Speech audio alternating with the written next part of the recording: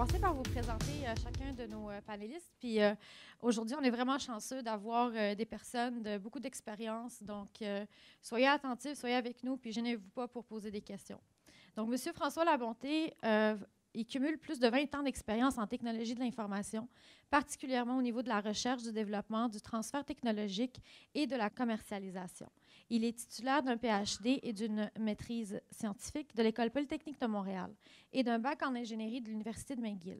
M. Labonté s'est joint au CRIM en août 2010, où il occupait les fonctions de directeur, développement des affaires, innovation et valorisation. Depuis mars 2015, il assume les fonctions de directeur général du CRIM. M. Robert Meunier est président et cofondateur de Maestro Technologies, formation en ingénierie électrique de l'École polytechnique de Montréal et diplômé du MIT. Il accumule plus de 30 ans d'expérience dans le domaine de la construction et de la technologie. Il est également chef des produits technologiques chez Maestro Technologies. Madame Stéphanie Bergeron, suite à l'obtention d'un baccalauréat en design graphique, Stéphanie s'est intéressée au design d'information et plus spécialement à l'optimisation des processus de travail. Les technologies font partie intégrante de son approche et chaque projet a pour but l'amélioration continue des méthodes de travail. À titre de coordinatrice en stratégie organisationnelle chez Navada, elle a pour mission l'implantation de projets d'envergure, tant au niveau opérationnel qu'administratif. Donc, je vous remercie d'être aujourd'hui avec nous. Et on va commencer par un premier sujet qui préoccupe beaucoup d'entreprises, autant en construction qu'en technologie. C'est concernant l'adoption des technologies dans le secteur de la construction. Donc, vous accumulez plusieurs dizaines d'années d'expérience en technologie, en construction. Vous avez eu cette initiative-là de vraiment être les pionniers dans ce domaine. Mais comment est-ce que vous apercevez l'adoption de la technologie en construction? Oui, bonjour tout le monde. Est-ce que c'est mieux? On brise la glace. C'est moi qui dois démontrer l'adoption de technologie. Mais je ne suis pas un expert en communication, ça paraît. Donc, bonjour tout le monde. Bien évidemment, moi, j'offre des solutions technologiques dans le domaine de la construction depuis 30 ans maintenant. Et ce que je vois, c'est souvent, la construction a une perception ou les gens ont une perception négative du domaine de la construction. Mais je vois les gens de la construction comme étant prudents au niveau de l'adoption de technologie. Donc, ils vont attendre de voir que c'est démontré. Contrairement à d'autres domaines comme le manufacturier qui doivent absolument investir pour être performants vis-à-vis les marchés étrangers, souvent la construction, ils vont s'assurer que ça a été démontré ailleurs, que ça a été prouvé que ça fonctionnait. Et quand ils voient que oui, ça existe, alors là, tout d'un coup, là, ils se montrent intéressés. Le défi qu'ont aussi la majorité des entreprises de construction, c'est qu'ils n'ont pas de gens dédiés à l'adoption de technologie. Donc, souvent, nous, on va travailler avec le contrôleur, le directeur financier, quasiment la réceptionniste qui doit adopter des nouvelles technologies. Donc, c'est hyper difficile. Ils sont très, très occupés, alors que dans d'autres domaines de l'industrie, souvent, il va y avoir des personnes dédiées en TI, en technologie.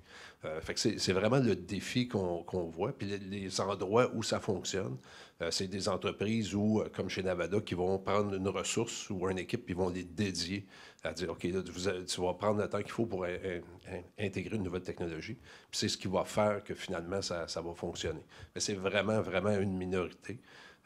D'ailleurs, je remarque que chez beaucoup de nos clients, bien souvent, ils n'ont même pas un responsable d'informatique, un directeur TI, puis même dans des entreprises d'assez grande envergure. Donc, la technologie est vraiment vue comme quelque chose de secondaire dans la construction. Mais une fois qu'ils voient qu'il y a un potentiel, là, ils vont l'adopter. Bonjour. Comme Robert expliquait, en fait, nous, chez Navada, on a pris la décision, puis je pense qu'on ne l'a pas regretté une seule journée, de consacrer des ressources vraiment à temps plein à l'implantation, justement, oui, entre autres, de solutions technologiques, mais aussi, quand on pense technologie, on pense mobilité, on pense appareils mobiles, tablettes, ordinateurs. Oui, évidemment, on s'en va tous vers là. Par contre, entre le moment où on décide de faire un virage, puis le moment où on est 100%, on va dire, mobile, ou sur notre téléphone, dans notre cas, on a implanté là, un système de technologie mobile pour des techniciens qui sont sur la route. Donc, tout se passe maintenant par téléphone. Je suis sûre qu'on aura l'occasion d'en reparler un petit peu plus tard. Mais entre le moment où on prend la décision de faire le virage et le moment où on est mobile, il y a tout un monde, puis c'est à ce moment-là où il faut vraiment dédier les ressources. Donc, on parle de gestion du changement d'entreprise, on parle d'impliquer tous les départements, on parle d'implantation de nouvelles procédures, de nouveaux processus, puis c'est vraiment quand les gestionnaires puis les directeurs prennent la décision d'aller tous dans le même sens puis de vraiment dédier les ressources qu'on réussit, dans le fond, à faire le fameux virage. Donc, je pense que ça se passe vraiment dans l'action puis dans le quotidien. On le vit tous, on est tous dans notre routine, on a toujours quelque chose de plus important ou de plus urgent à gérer. Puis c'est pour ça que c'est gagnant pour une entreprise de choisir de dédier une équipe là, pour des projets comme ça. Bonjour. Au CRIM, naturellement, nous, on n'est pas des spécialistes pointus du domaine de la construction, mais on voit au fil des ans des clients de tous les marchés. Puis, je pense qu'une chose qui est un petit peu inévitable, que les gens le veuillent ou non, c'est qu'un jour ou l'autre, les différents marchés vont faire un passage au numérique ou sont en train de le faire. Ce qu'on n'est pas capable de dire avec précision, c'est à quel moment puis à quel rythme ça va se faire. Mais ce qu'on voit, puis souvent au CRIM, comme par exemple, il y a peut-être 5 ans, ça parlait beaucoup d'informatique clinique. Là, même si ce n'est pas encore parfait, ça fait beaucoup plus partie de notre réalité. Vous le voyez tous les jours, tout ce qui est plus médias, la presse, les livres, il y a un passage au numérique. Puis, en fait, dans votre domaine, ce qu'on voit, en fait, nous, souvent au CRIM, on est à l'affût, ce qu'on dit des signaux faibles. Je pense qu'il y a un momentum depuis quelques années. Comme quand on parle à Maestro, sa vision ou son produit technologique qu'il n'a pas décidé il y a 3 jours, qui était disponible aujourd'hui. Ça fait quand même quelques années. Puis là, d'avoir une masse critique aujourd'hui, ça montre qu'il y a une certaine ouverture, puis une certaine maturité.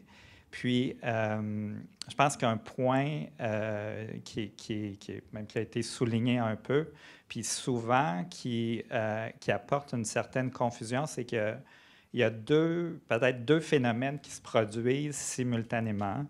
C'est que le passage au numérique, en fait, ce que ça apporte, c'est des transformations organisationnelles, des transformations de processus d'affaires. Les gens, quand ils vont parler d'innovation, il y a une partie, quand on parle de mobilité ou d'info nuagique ou tout ça, comme nous, pour des gens des technologies, c'est quand même des technologies qui sont assez matures, entre guillemets, par rapport à peut-être d'autres applications, ou tantôt on va parler des drones ou tout ça, qui sont plus en émergence. Puis, ces technologies-là, l'appropriation, l'utilisation de ces technologies-là, ça crée de l'innovation en transformant les façons de faire. Donc, ça, c'est probablement ce qui est en train de se produire dans votre industrie, comme je disais, puis que vous le vouliez ou non, les processus, les façons de faire, de plus en plus, il va y avoir de fournisseurs, de clients qui exigent ou qui vont utiliser le numérique. Puis, d'un autre côté, il y a quand même des projets aussi, des nouvelles avancées technologiques, comme par exemple avec Maestro, un des trucs qu'on discute, c'est oui, on offre des solutions mobiles, mais qu'est-ce qui se passe, par exemple, quand un employé travaille au 3e sous-sol d'un building puis qu'il n'y a pas de connectivité? Donc, il y a encore des problèmes à résoudre aussi, mais c'est un petit peu, si on veut, la situation là, telle que je la vois, en tout cas. Là. Peut-être un peu sur l'adoption, justement, des technologies mobiles. Je pense qu'on est en train d'atteindre le tipping point actuellement, où il y a 5 ans, on parlait un peu de mobilité, puis c'était un peu un rêve. Puis aujourd'hui, c'est le contraire. Toutes les entreprises veulent avoir la mobilité. En fait, le problème actuellement, c'est que les entreprises voient ça un peu comme un silver bullet. Là. Je vais acheter quelque chose sur le web, je vais le plugger, puis tout d'un coup, tout est miraculeusement réglé. C'est ça qu'on discute, que c'est pas tout à fait comme ça. Ça doit s'intégrer dans un processus d'affaires, puis dans une philosophie d'entreprise qui est complètement différente. Encore, des entreprises voudraient avoir de la mobilité, voudraient que les données rentrées sur le chantier soient automatiquement intégrées, par exemple, dans leur système financier. Toutefois, ils vont dire, oui, mais mon contremaître ou mon commis, c'est pas un commis de chantier. Donc, ils veulent pas qu'il rentre des données, mais ils veulent qu'il rentre des données. Et c'est vraiment là où, actuellement, le besoin est là, la demande est là. Fait que c'est plus dans la façon de le faire. Puis, c'est ça qui est en train d'être défini actuellement. Comment on va convertir ou on va faciliter l'entrée de données à partir de solutions mobiles, de téléphones. Puis il faut se rappeler que les ventes de laptops actuellement sont plus basses que les ventes de tablettes. Donc, il y a vraiment un shift dans le marché où les gens, c'est de plus en plus le téléphone intelligent puis le tablette. Donc, au niveau technologique puis au niveau solution, il faut vraiment avoir ça en tête et tranquillement d'amener des solutions qui sont réellement quand même faciles à déployer, mais qui vont répondre à des besoins précis de l'industrie de construction. Donc, on a parlé de tablettes, de cellulaires, les équipes de travail sur le territoire. Qu'est-ce que ça... On va aller un peu plus technique, puis on va parler vraiment de ces défis-là. Est-ce que les utilisateurs savent qu'est-ce qu'ils ont besoin ou il y a tout ce processus d'accompagnement-là que des fois, on peut se rendre compte que finalement, c'est pas telle solution qu'ils ont besoin, mais c'est complètement une autre. Puis c'est comment on arrive à conscientiser, informer et par la suite passer à l'acceptabilité de la solution qu'on propose technologiquement. Bien, Robert, je pense que tu pourrais peut-être expliquer un petit peu le service, dans le fond, que tu proposais. Je pourrais, après ça, compléter avec comment on a mis en application, puis c'était quoi les défis vraiment concrets là, dans l'application en entreprise avec les employés. Donc, le défi d'une solution mobile, c'est qu'il ne faut pas qu'elle soit autonome. Il faut qu'elle s'intègre avec quelque chose au niveau administratif. Et ça a été un peu le défi de Maestro qu'on s'est donné au départ, c'est comment offrir une solution qui va donner de l'information au niveau de l'utilisateur mobile, mais qu'en même temps va fournir de l'information au niveau de l'administration. Si on donne un téléphone mobile et que le technicien ou le contremaître a simplement l'impression de devenir une commis sur le chantier puis de fournir de l'information à l'administration, il ne sera pas intéressant à s'en servir. Donc, il faut trouver un équilibre entre les deux où je lui donne un outil qui améliore son travail, qui améliore sa performance, qui a l'impression d'aller chercher de l'information pour être meilleur dans son travail, mais qu'en même temps, il fournit de l'information à l'administration pour que les processus d'affaires soient plus efficaces. Donc ça, c'est vraiment le défi, c'est de trouver un équilibre pour que les deux parties y trouvent son compte. Et il faut avoir toujours ça en tête, c'est de dire « what's in for me ». Fait que quand je donne une solution à un technicien, c'est qu'est-ce que lui va chercher, il va avoir l'impression d'être performant et meilleur. Et là, il va être intéressé à l'utiliser. Il va être même intéressé à convaincre les autres de ses collègues de travail de dire qu'il devrait s'en servir. Peut-être une chose, c'est un peu une constatation que j'ai faite, c'est qu'il y a quelques années, lorsque je parlais aux gens, on parlait peut-être de laptop, beaucoup de tablettes. Tout le monde disait, on va utiliser des tablettes. Et dans la dernière année, plus personne ne parle de tablettes. Tout le monde parle de smartphone, de téléphone intelligent. En fait, tous les gens ont déjà un téléphone intelligent. Donc, ils arrivent, ils disent, bon, il faut que je donne une tablette en plus. Pourquoi? Il y a déjà un téléphone. Et j'ai à peu près aucun de mes utilisateurs qui utilisent des tablettes maintenant. Ils sont tous sur téléphone. Toutes nos applications ont été dessinées vraiment spécifiquement pour des téléphones. Je reviens encore avec mon point d'implantation. Au moment où Maestro nous offre une solution mobile, cette solution-là, elle est pensée d'une certaine façon, mais elle est livrée aussi dans le but que chaque entreprise puisse la personnaliser. Donc, chacune... Ouais. Bonjour. Chacune de nos entreprises a des réalités différentes, puis après ça, bien, c'est vraiment le travail de chacun d'en faire une solution qui va être efficace puis qui va être personnalisée pour nos utilisateurs. De notre côté, on a vraiment implanté la solution mobile pour notre département de service. Donc, on parle de 80 techniciens, mais aussi à peu près 80 employés de bureau aussi qui traitaient ces données-là qui rentraient sur des rapports papier à chaque jour. Donc, oui, la partie où on donne le téléphone cellulaire à l'usager peut représenter un défi, puis c'en est un, mais tout ce qui va en arrière, les personnes qui travaillent à l'administration doivent repenser toute leur façon de faire. C'est vraiment là que le défi est. De notre côté, on a pris, on peut dire, une bonne année complète à développer avec Maestro ce produit-là, à l'implanter.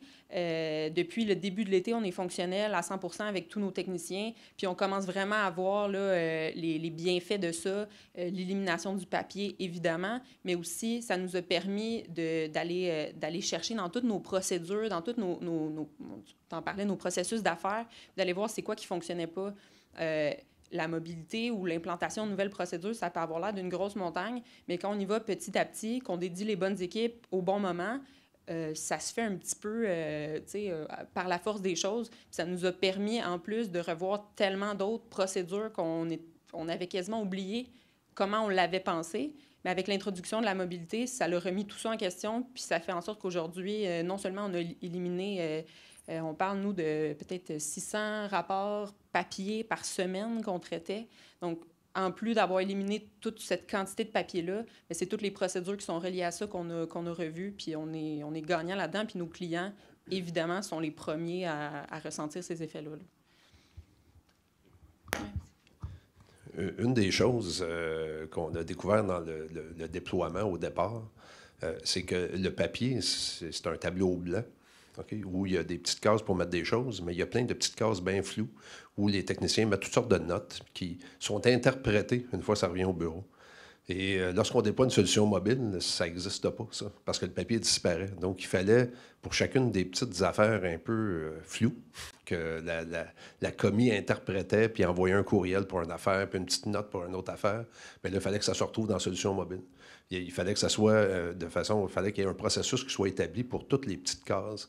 Et ça, c'est quelque chose qu'on n'avait pas vu au départ, puis qu'il a fallu, justement, dans le déploiement, dire, bien, telle case, c'est quelque chose. Il y avait même, souvent, c'était des papiers NCR, puis il y avait même certaines notes qui n'étaient pas copiées sur l'autre page, qui étaient données au client, qui étaient juste à l'administration. Bien là, qu'il fallait être capable de rentrer dans la solution mobile. Donc, une fois qu'on a fait le tour de tous ces petits détails-là, c'est là qu'on vient à vraiment documenter un processus qui, comme Stéphanie dit, se faisait un peu tout seul, parce que c'était des habitudes, mais qui n'étaient pas vraiment documentées. Puis là, tout d'un coup, tu dis, OK, telle affaire, pourquoi qu'on met ça? Ça a-tu de la valeur? Et tranquillement, faire le ménage et d'avoir un processus qui est réellement documenté pour l'avenir, finalement, parce qu'après ça, ça va être plus facile à déployer à des nouveaux employés, parce que tout est clairement identifié. Super, M. Lamontée. Est-ce que vous avez quelque chose à rajouter par rapport au sujet? Bien, peut-être une des choses que je dirais, puis c'est un exemple typique parce que les projets en technologie de l'information n'ont pas juste la mauvaise réputation, là, parce que souvent, c'est la réalité aussi, ça coûte toujours plus cher que ce qu'on pensait, ça dure toujours plus longtemps que ce qu'on prévoyait, puis les gens sont toujours moyennement contents, parce que ça ne fait pas tout à fait ce qu'on veut, mais à la fin, on s'entend. Fait que ça, c'est un exemple. Puis, en fait, c'est beaucoup l'approche qu'on préconise au crime, d'impliquer des utilisateurs, des parties prenantes, avec des acteurs technologiques.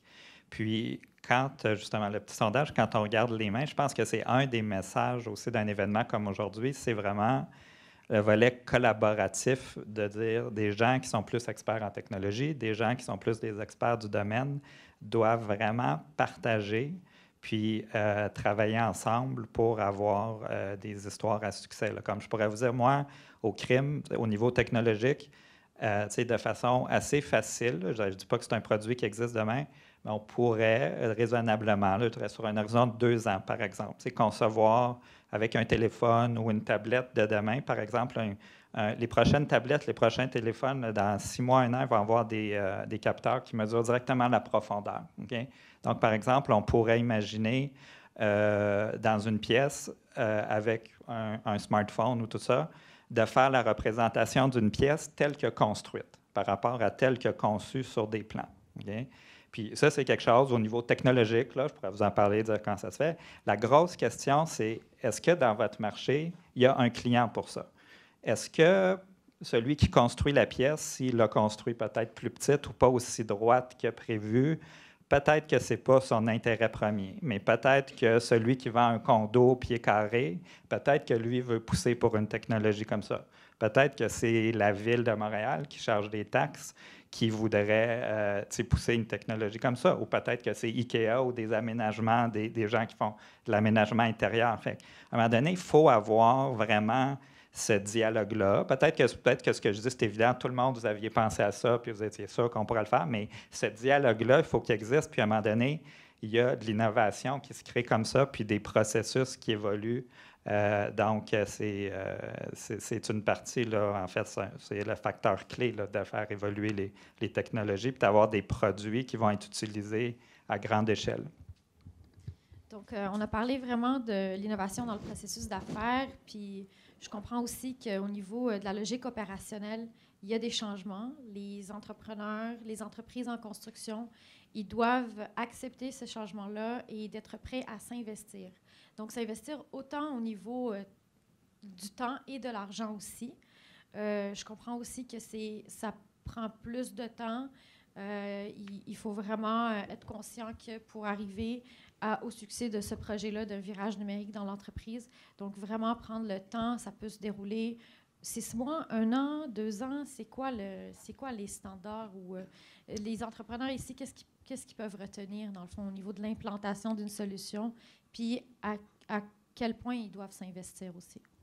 Bien, de notre côté, ça fait, comme on disait, au moins 1 an, mais au moins 1 an qu'on a commencé à parler de la mobilité avec nos premiers usagers. Donc, on a sélectionné, dans notre cas, c'était 2 usagers qui étaient en mode test.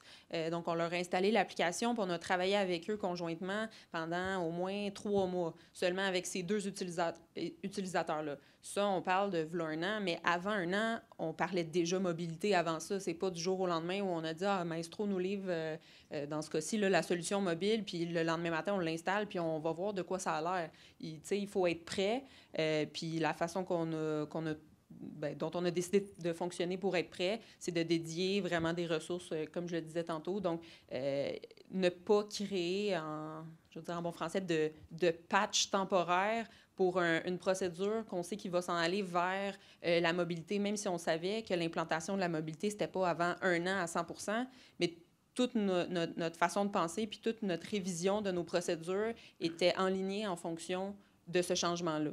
Donc, c'est vraiment, dans le fond, d'avoir une seule vision puis de ne pas déroger de ça. Là. Fait que l'implantation chez Navada, parce qu'on a travaillé en collaboration à élaborer la solution pour leur domaine spécifique de ventilation. Donc, ça a été un processus aussi de développement. Donc, ce n'était pas strictement une implantation, mais on a fait évoluer le produit en ayant du feedback des vrais utilisateurs et de l'entreprise. Les techniciens revenaient, ils ont besoin de telle ou telle fonctionnalité, au niveau administratif aussi.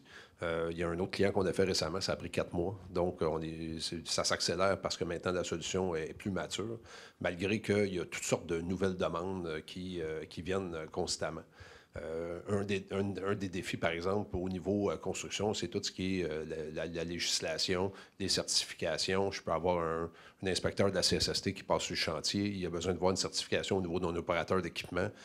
C'était des demandes qu'on avait de dire « Je veux, à partir du téléphone, sortir la certification de mon opérateur puis le montrer à l'inspecteur de la CSST immédiatement. » Actuellement, il faut appeler au bureau, faire scanner un document, le faire envoyer par courriel ou courir sur le chantier pour le montrer. Fait que c'est toutes des petites choses comme ça qu'on rajoute à notre solution pour augmenter l'efficacité de l'organisation et rendre justement les contremaîtres un peu plus autonomes. Mais en même temps, les solutions doivent être plus matures pour répondre aux besoins de l'industrie. En fait, les technologies doivent répondre à un besoin. Et c'est un peu comme Excel. Excel, c'est un outil extraordinaire, mais à la base, ça ne fait pas grand-chose. Il faut le programmer, il faut mettre des formules, il faut mettre des choses pour que ça réponde à un besoin spécifique. On va avoir une présentation sur les drones, c'est la même chose. Les drones, à la base, c'est pas grand-chose. C'est quelque chose qui vole. Par contre, pour avoir vu des présentations dans le passé, on peut faire quelque chose d'extraordinaire avec des drones, puis offrir des solutions pointues qui répondent vraiment à un besoin spécifique. Fait qu'au niveau des solutions mobiles, c'est la même affaire. Vous avez un téléphone intelligent, à la base, c'est supposé d'appeler, puis il peut recevoir des courriels à la limite, mais on peut les programmer ou lui donner justement des fonctionnalités qui lui donnent vraiment une valeur ajoutée qui rend les solutions mobiles réellement intéressantes pour les entreprises. Je veux juste ajouter un mot sur aussi la formation continue.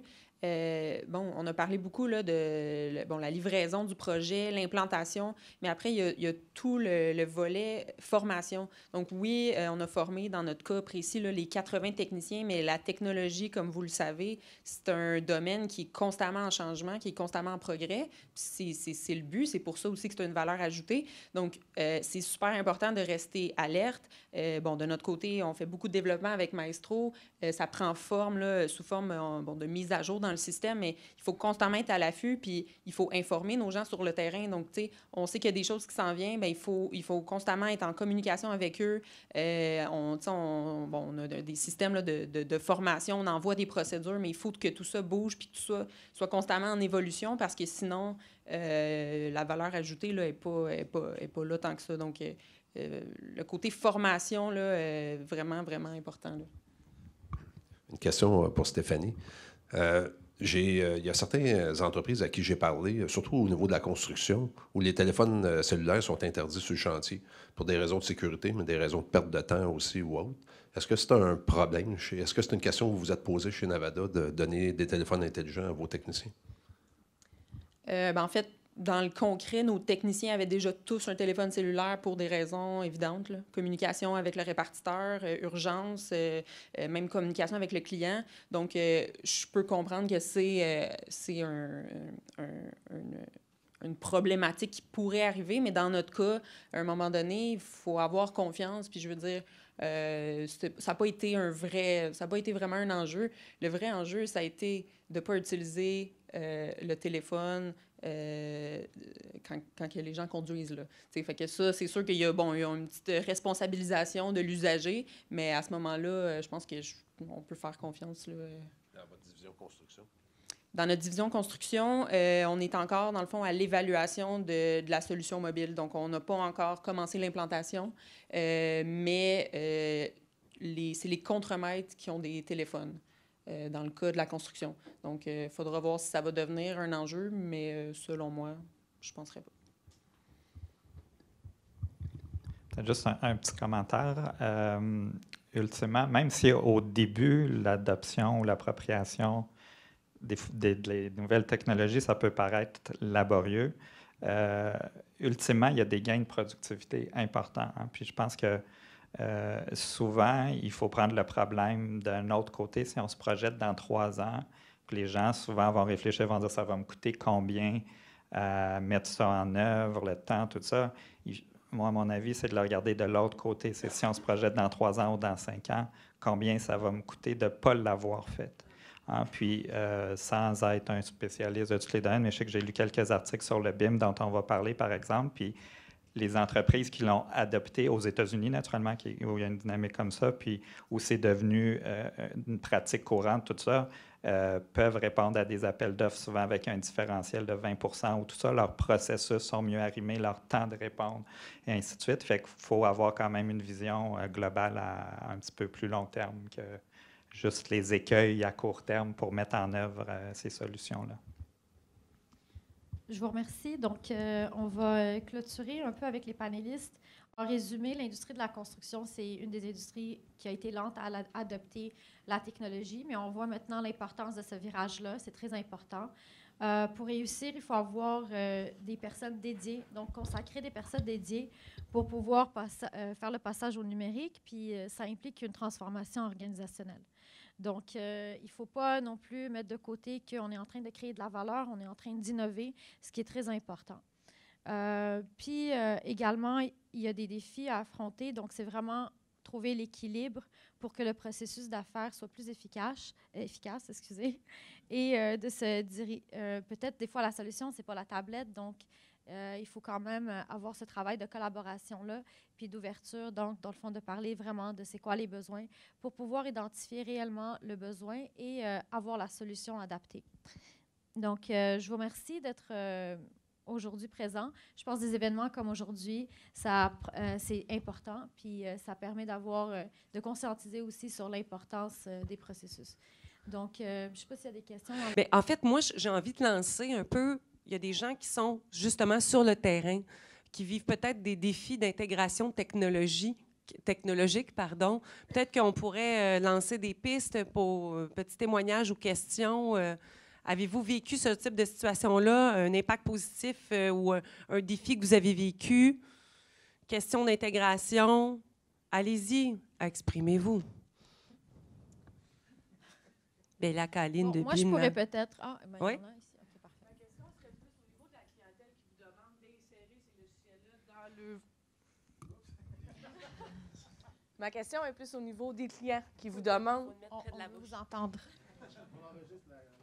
Je suis désolée. Donc, la question, pour une troisième fois, serait au niveau de la clientèle qui vous demande d'insérer ces logiciels-là au niveau de leur communauté, donc leurs employés, est-ce qu'ils sont conscients du réel défi que ça va leur apporter? Et est-ce qu'ils ont déjà mis en œuvre ou ils ont déjà des demandes très spécifiques pour vous d'intégrer dans leur nomenclature de logiciels? Non, souvent, justement, on rencontre les gens, puis ce qu'ils veulent, c'est une solution mobile parce qu'ils ont entendu que s'ils installent ça, tout va être extraordinaire. Puis là, quand on commence à expliquer, puis là, ils commencent à voir les défis, là, ils commencent à réaliser qu'ils ont à former des gens de chantier, des contremaîtres. Puis on parlait des techniciens de service. Fait qu'il y a quand même souvent une différence entre un contremaître de chantier et un technicien de service qui est souvent peut-être plus éduqué. Donc déjà, c'est plus facile. Je m'excuse s'il y a des contremaîtres. Oui, c'est un gros statement. Mais fait que c'est un peu plus facile au niveau des techniciens de service et c'est souvent la force de déploiement. On commence par là et après ça, on le fait au niveau des contremaîtres de chantier. Fait que c'est un gros statement. Ça peut dépendre des entreprises, mais moi, c'est un constat au niveau de ma clientèle. Donc, mais éventuellement, oui, il faut le faire aussi au niveau des contremaîtres de chantier. Je le mentionnais tout à l'heure, souvent, les téléphones sont interdits sur les chantiers. Bon, au niveau des techniciens de service, ils n'ont pas le choix, c'est de la communication. Donc, mais effectivement, à la base, les gens, ils voient ça comme une solution miracle. J'ai des problèmes de communication avec mes chantiers, j'ai des problèmes, je vais mettre une solution mobile et miraculeusement, en dedans de quelques jours, tout est réglé. Et lorsqu'ils réalisent, ils commencent à le déployer, là, ils commencent à penser à toutes les petites choses, les processus, les informations qu'ils n'ont pas vues et que là, tout à coup, là, ça devient un projet qui est beaucoup plus gros et là, ça les fait ralentir. Et encore une fois, bien souvent, il n'y a pas de personne dédiée à ce projet-là. Fait qu'on arrive là, c'est le directeur financier, c'est même le directeur de service qui est responsable du projet. Il est déjà débordé. Il ne peut pas prendre en charge un projet de cette envergure-là, c'est impossible. Caroline, est-ce que tu voulais rajouter quelque chose avant la pause? Non, c'est parfait. Je pense que ça conclut bien. Une dernière intervention? Je m'avance, clopin. Oui. Merci. Moi, j'ai une question plus pour M. Labonté. On a parlé gros d'opérationnel, de comment émergent des solutions pour répondre à des applications. Je trouve ça génial, puis j'en vois beaucoup plus. Ma question, c'est plus orientée sur l'informationnel. D'un coup qu'on a généré cette matière-là, jadis, on va dire papier. Maintenant, il y a un défi comme d'infrastructure. Puis je me demande si vous observez ou s'il se dégage des tendances au niveau du choix que font les early adopters du Québec. Genre, ils vont-tu plus vers acheter des serveurs pour stocker ça chez eux? Ils vont-tu plus vers des solutions cloud quand c'est possible? Qu'est-ce qui se dégage un peu de tout ça? Parce que là, on parle qu'on développe des applications qui génèrent des contenus, mais qui posent un défi dans la pérennité de l'information. Un coup qui est rendu numérique, je peux vous le dire, moi je suis dans le domaine, c'est quand même complexe à gérer, l'évolution des données. Puis je me demande, c'est ça pour le crime, qu'est-ce qui se dégage comme tendance à ce niveau-là? Mais je dirais, au niveau de l'évolution des technologies de l'information, veut pas, c'est une évolution qui est très rapide. Par contre, tout ce qui est axé sur l'info nuagique, c'est quand même des modèles d'utilisation et de partage de ressources à la demande qui, de façon globale, là, sont efficaces en termes d'investissement puis de mise à l'échelle. Mais en fait, vous avez mis le doigt sur un point aussi, puis en fait, c'est vraiment un des domaines, c'est là un des créneaux là, de phare du crime. Le message, ces temps-ci, quand on parle que ce soit du big data ou de tout ça, l'Internet des objets, là, c'est l'abondance des données. Il y a plein de données. Maintenant, on est capable de collecter plein de données de toutes les sortes, des images, d'audio, de vidéo. La clé pour se démarquer, c'est comment extraire de la valeur, comment analyser ces données-là.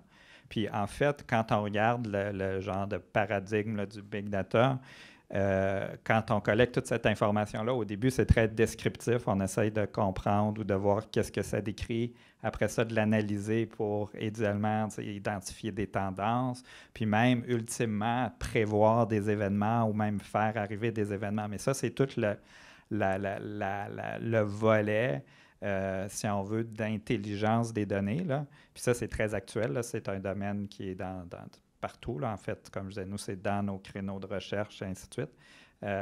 Mais ce qu'il faut le plus, en fait, c'est de ne pas partir des données. C'est vraiment d'avoir cette perspective-là. Comment je crée de la valeur? Moi, dans mon industrie, comment je la fais évoluer? Est-ce que donner des statistiques qui disent X pourcentage de machin, puis qu'il n'y a personne qui utilise ça, ça ne sert pas à grand-chose. Par contre, si je suis capable de sortir de l'information que je peux monétiser ou qui me permet d'être plus efficace ou ainsi de suite, c'est ce que tout le monde cherche à faire. Là. On remercie Caroline, notre animatrice. François Labonté, Robert Meunier et Stéphanie Bergeron, merci beaucoup.